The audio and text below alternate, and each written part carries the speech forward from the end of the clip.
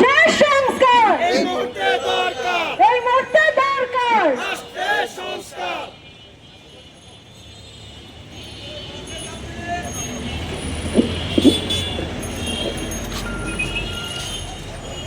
জি ধন্যবাদ।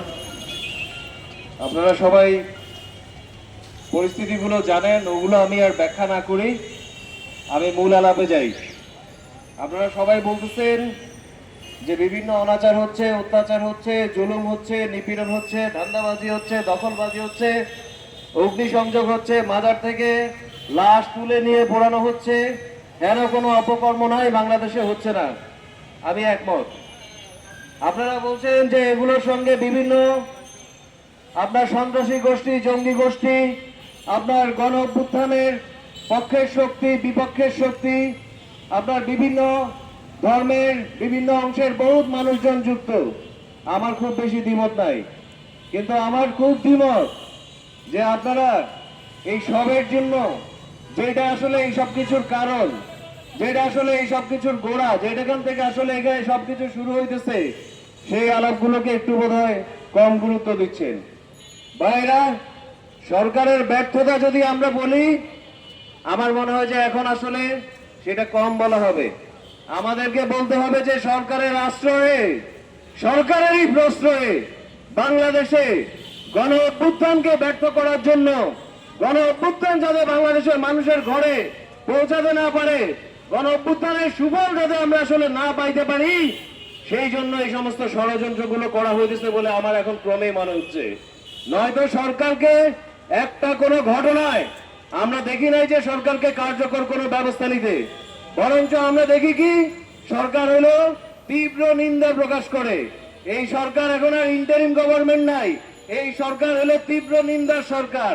এরকম তীব্র নিন্দার সরকার দিয়ে ইন্টারিম অবস্থা, গণ অভ্যুত্থানের পরের যে বাংলাদেশ, নতুন যে বাংলাদেশের যাত্রা, নতুন যে আমরা আমাদের জনগণের জান, আমাদের জনগণের সম্মান, আমাদের মানবিক মর্যাদা, আমাদের কথা বলার অধিকার, আমাদের মানবিক অধিকারের বাংলাদেশ আমরা চাই, সেই লক্ষ্য পূরণ হবার নয় বলে এখন ক্রমেই মনে হচ্ছে। এইটা আমার এক ভাই বললেন যে সরকারের অনেক দুর্নীতি, লুটপাটের কথা।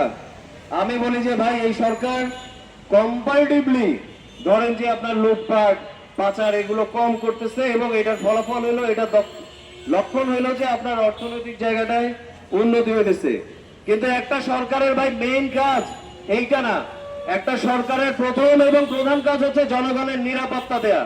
জনগণের মধ্যে যে আমি যে একটা নিরাপদ সোসাইটিতে আছি, সমাজে আছি, আমি যে রাস্তায় বাইর হব, আমি যে কাজে যাব, আমি যে আমার কাজ থেকে বাসায় ফিরবো, আমার ছেলেটা যে স্কুলে যাবে, আমার মেয়েটা যে গান শিখতে যাবে, এই যে সামগ্রিক বিষয়গুলো, এইখানে যে আমরা নিরাপদে বেরোইতে পারবো এবং বাসায় ফিরতে পারবো।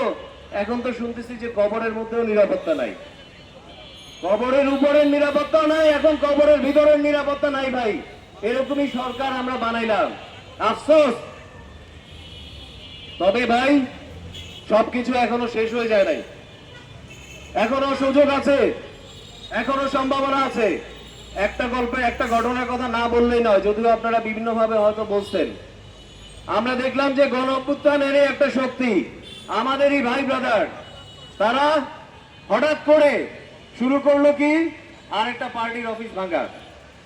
প্রথম দিন সেখানে তারাও আহত হইলেন, আমরা সেটা নিন্দা জানাইলাম যে সরকার এখানে অতি সক্রিয়তা। আমাদের কাহিম ভাই একটা সুন্দর কথা বলছেন যে সরকার কখন আসলে অতি সক্রিয় হয়ে যায়, আবার কখন সক্রিয়ভাবে নিষ্ক্রিয় হয়ে যায়।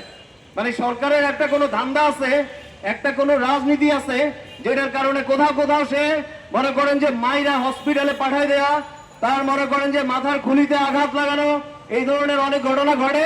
আবার তারা যখন আরেকটা পার্টির অফিসে যখন আগুন জ্বালায় দেয়, সেখানে সরকার নিষ্ক্রিয় থাকে। এই যে সক্রিয়তা, অতি সক্রিয়তা এবং সক্রিয় নিষ্ক্রিয়তা, এটা খুব মানে ভয়ঙ্কর একটা মেসেজ দেয় ভাই। এটা মেসেজ দেয় সরকারের কোনো একটা হিসেব আছে, কিন্তু এই সরকারের কিন্তু কোনো হিসেব থাকার কথা না।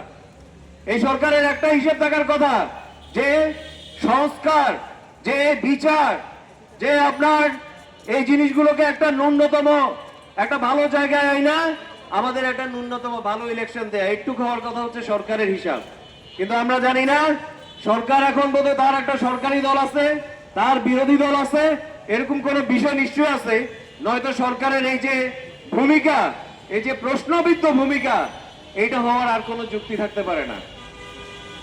আমরা সরকারের শুরু থেকেই সরকারকে সর্বতোভাবে সহযোগিতা, যেটা আমার বক্তা বন্ধুরা বলছেন,